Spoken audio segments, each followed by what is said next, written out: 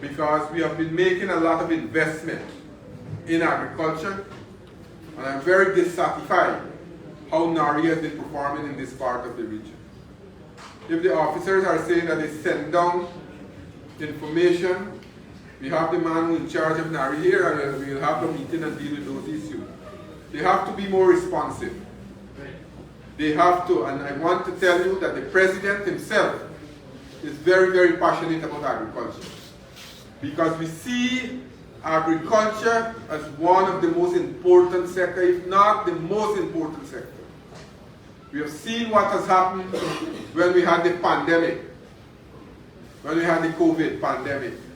Many countries around the world were unable to get food for the population, although they have a large financial resources, or they have large financial resources. There was just a downturn in production, and people were just producing from themselves. In Guyana, we are producing 60% of the food, but we want to increase that production, and we want to go into new crops. That is why whenever the president speaks, or myself, you'll hear that we're talking about things like corn and soya. We're talking about the high-value crops. We're talking about new crops that never grow in Guyana before. Crops that we are importing and spend large sums of money to import. We want to grow those crops so that we can be self-sufficient. Whilst we are doing that, the crops that we have been growing over the centuries, we want to increase and increase production in those areas and improve what we have been doing. But if we continue like this, we can. And I want to make it very, very clear. When I became Minister of Agriculture, the budget in the agriculture sector was $13 billion, reduced from 18 billion in 2015 to 13 billion in 2020. Today that budget has increased to 97 billion. And NARI is getting a large sums of money. We're buying a lot of resources for NARI. We're giving free chemicals. We're giving all the material, planting material free. I don't know why people in this area are not getting those facilities. They will have to ensure that they answer to us when we meet. But I want to assure farmers here today that in future, all your planting material, we will give you free of cost. Everybody will have free planting. And I have my office. Where's that chair? I have my office. One of the officers who is here, he will leave our number. And you call us if you request a certain planting material and you don't receive it. We will ensure that we make that available. And what we don't have in our system, we'll try to get it. Also, some vulnerable farmers, we have been making chemical also, helping them with some chemical so that they can spray their crops. We know for a fact that there are some disease that affect plants. Are you trying to find it? So we will work with you. We have 11 nurseries around the country, planting nurseries. In this area, we have one at number 63 on the Corentyne. But those nurseries cannot produce all the planting material that we need. So what we have been doing over the last few months, we have contracted a company from India. They are now building a tissue culture lab. You know what's a tissue culture lab? Where we produce planting material in large quantity. So instead of producing a couple 100,000 planting material, when this lab completed by the end of this year, we will produce millions of planting material. But the most important thing is that this planting material that we'll produce will be this disease resistance. So the curve leaf that you are experiencing in other diseases, we will produce those planting materials so that they can withstand those diseases.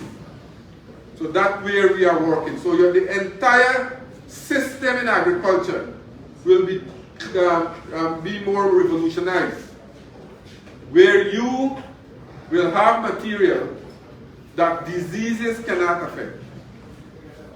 So this is Aditya. I was looking for him. I know where you went just now. So he will give a number. You call that number. And when you need planting material and don't get it from NARI, you call that number. And we will deal with it so that you can get it. So you share that number with you all just now. So I was saying that we want to make Guyana a food production hub. And as I said, we have a vision. That is why we are making the kind of investment in agriculture. The last government would have neglected agriculture so much that we had lost our place in CARICOM. We see a vision in agriculture. We want Guyana, as I said, because we are now building a food hub, a food terminal on the East Bank Highway, this Linden-Soesdijk Highway. And for us to have that food hub effective, we have to have large-scale production of crops. We have allocated $14 million for the building of that food hub. In a matter of months, you will have a ferry service commence operations from Guyana, Trinidad and Tobago, and Barbados. And then later on, that ferry service will go to other Caribbean countries. Now, when that ferry comes to Guyana, we have to have produce to put in that ferry to go to various countries. And if we don't produce, we cannot fill that food terminal or that food hub. So that is why we see it as important that we work with the farmers, and I myself are coming out with all the officers to work with you to ensure that we prepare the sector, we make it more resilient, we make it more productive, so that we can produce food in a large scale. Now, today, as I said, we are giving out, or we'll be giving out some equipment. We will also make these planting material, whatever you need, or let us know. We will try to get the planting material to you. But there are certain crops that we want to work with you to produce in large scale. Because what we are doing also, over the years, we have been producing primary products. And as soon as we produce it, we take it to the market. We are not processing it. So we want, as a matter of fact, we have built 13 agro-processing facilities across this country. And we want to add value. So instead of selling the pepper directly to the market, we sell it to the manufacturers to do pepper sauce and export the pepper sauce. We have in this Corentyne area here, we have the Umani company in Blackbush at Mighty Curie. They are buying all the fresh pepper now. They are looking for tomato. They are looking for things like okra to buy large scale. So those are the things that we have to ensure that we produce, and we'll work with you. But the issues that you all have raised just now, I will ensure that we deal with it. The drainage issue at Eversham and Exxon, the health doctor, the health center, I will talk to the Minister of Health to see if they can get a permanent doctor in the health center here so that they can treat patients, or at least get a doctor to visit more regularly. So that No, we gotta speak to the Minister of Health and ask him. And we'll deal with that. The cash grant issue, the Vice Chairman raised it, and I want to tell you that what you mentioned, you get a different perception. Probably somebody misinformed you. But the cash grant has to be transparent, and the vice chairman will come in your area and deal with it, right? The bridge, where is the comrade who raised the story with the bridge? So before you leave here, I want to talk to Lionel, give him the location, and we will build the bridge for you. Right? We will build the bridge for you shortly, very shortly. So you know the call back Minister of Public Works. Right, comrade? Good. Now, there are 6 groups here: Bushlot Farmers Group, Norney Kildona's Farmers Group, Manchester Alni's Farmers Group, number 4447 Amazon Farmers Group, 4851 Progressive Farmers Group, and Irish Farmers Group. Those are the groups that will receive tiller, pumps, spray cans, cutlass, files, shovel, hose, and rake. We also will make a donation to this school because we want to get the agriculture sector back.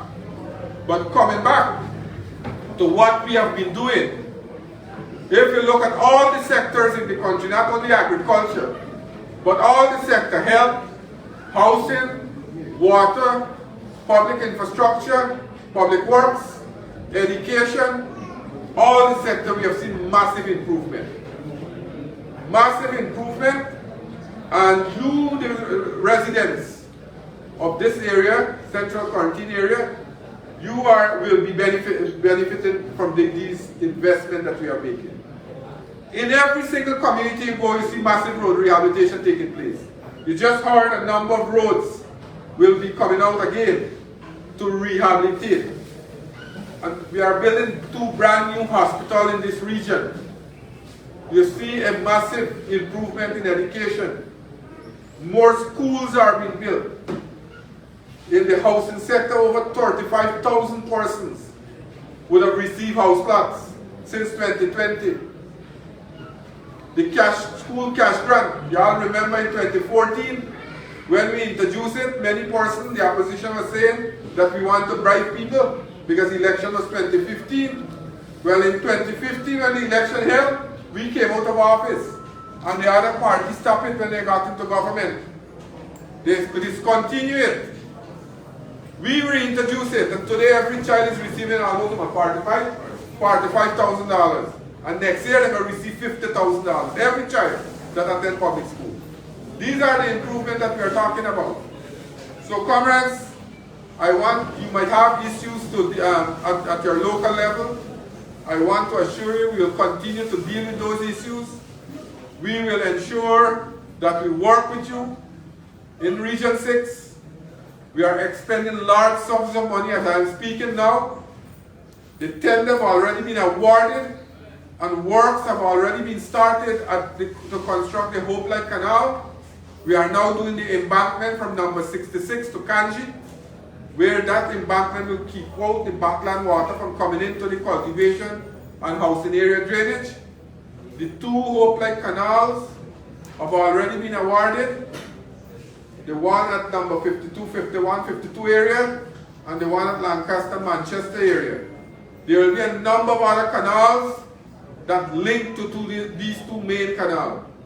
And at the Atlantic, we will build these large sluices. So the water from the backland, instead of coming in to the housing area or the cultivation area, will drain directly now to the Atlantic with that high-level canal that we are creating. You all know the Hope Light Canal on the East Coast. We are building 2 like that in Region 6. We are building a number of pump stations. While I'm speaking now, we have another pump station to do irrigation for the front lands in Blackbush Polder. So the front land, from Wim to number 51, they will have their own irrigation pump station at a cost of over $700 million. Last couple of weeks, I commissioned the one at Adventure, a drainage pump, to help drain the less beholden area. So all the 3 areas, Adventure, Eversham, and number 43, they have their own pump station with sluices. We are now awarding a contract to build another pump station at Chesney, Albion area. We have one that has been constructed now at Letterkenny. So all these are massive structures that we are building And these are the kind of investment that we are making in the agriculture sector. And sometimes we just allow our judgment to fail us. When we, like a little drain block up, or your road is bad, you start fight up and row up and say you're not doing anything more. Let us don't allow frustration to overcome us. Let us work together. As you heard, we have an open door policy. Every single day, the president himself is out in the field dealing with issues, trying to see how we will deal with issues that are affecting people. And that is why we are on the ground, coming regularly to meet with you all, to listen to your views, to hear your concerns, so that we can take it on board.